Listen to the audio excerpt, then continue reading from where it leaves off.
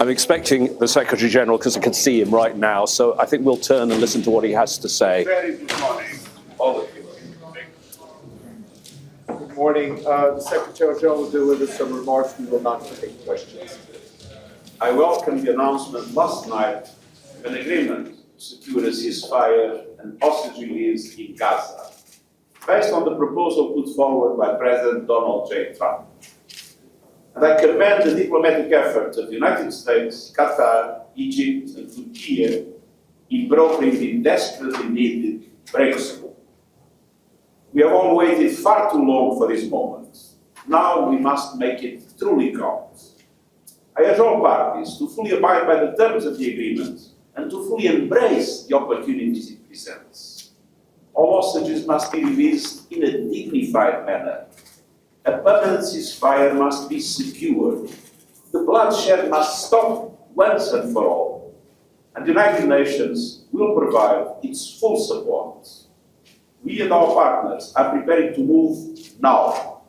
We have the expertise, the distribution networks, the community relationships in place to act. Supplies are in place, and our teams are on standby. We can scale up food, water, medical, and shelter assistance at once. But to turn this ceasefire into real progress, we need more than the silence of the guns. We need full, safe, and sustained access for humanitarian workers, the removal of red tape and impediments, and the rebuilding of shattered infrastructure. And we need member states to ensure that humanitarian operations are properly funded to meet the immense needs. We must never forget the unbearable human cost of this conflict. I mourn all of the lives lost, including United Nations personnel and humanitarian workers, and pay tribute to our colleagues who continue to serve with courage and compassion in conditions of extreme risk.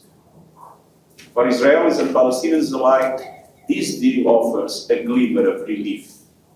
And that glimmer must become the dawn of peace, the beginning of the end of this devastating war. I urge all to seize this momentous opportunity to establish a credible political path forward. A path towards ending the occupation, recognizing the right to self-determination of the Palestinian people, and achieving a two-state solution.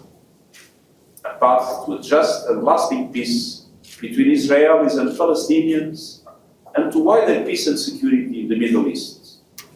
This breakthrough shows us the power and potential of diplomacy. Let it be a reminder that the solutions to conflicts are not found on the battlefield. They must be forged at the negotiating table. And then, crucially, they must be fully implemented. The world is watching. Thank you very much. How worried are you that they won't be fully implemented? All right, James, this is Cyril speaking from Doha. We caught all of that. Full disclosure, I could only understand about half the speech. There was a lot of echo there. But we did catch your question. He didn't answer. This is what I heard. All of this actually, frankly, not a big surprise, very much in line with the Mr. Guterres' previous statement. He said, I welcome the announcement and that UN will provide its full support to this deal, and he wants a credible path to just and lasting peace. This is all pretty much in line, right, with what the UN has been saying for a long, long time now. Yes, and some of the words he read out there were part of a statement that was put out some hours ago by the United Nations. They have a clear position here, and I think the key role for the UN now going forward is the humanitarian part of this, because remember, the UN has been locked out of Gaza and the humanitarian effort, and they've not been able to get any of their supplies in. And of course, we have a situation of famine in Gaza.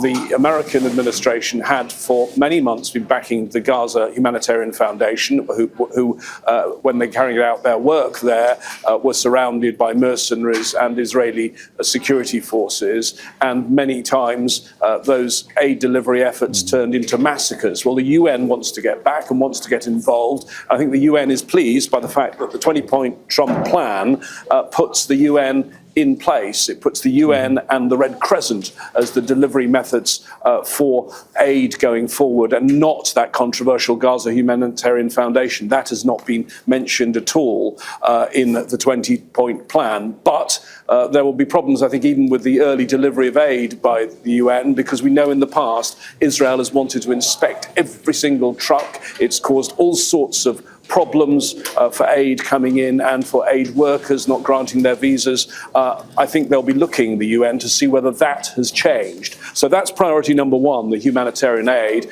Beyond that, of course, he was talking about a lasting peace and a lasting solution for the Palestinians and Israelis. And we're really nowhere near that yet. We're at the early stages of a ceasefire deal, but the rest of this plan, the details really aren't there for us to comment on at this stage. Yeah. James Bays reporting live from the United Nations. Thank you very much for walking us all through that. Don't miss out. Get the full picture. Subscribe to Al Jazeera for reliable news and expert insights. Like, share, stay ahead.